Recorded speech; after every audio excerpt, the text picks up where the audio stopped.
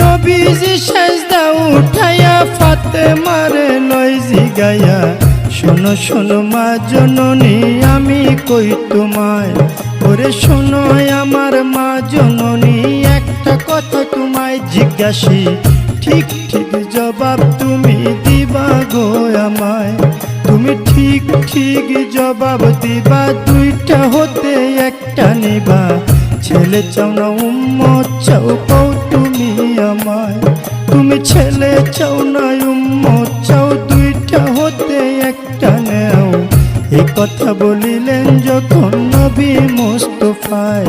ওরে এই কথা শুনে ফাতেমায় চোখের পানি ছাইরা দেয়, ফরিয়া জানাইলেন মাওলারি দরগায়, মাওলা গো চাই না আমার আপন ছেলে উম্মতি উম্মতি বলে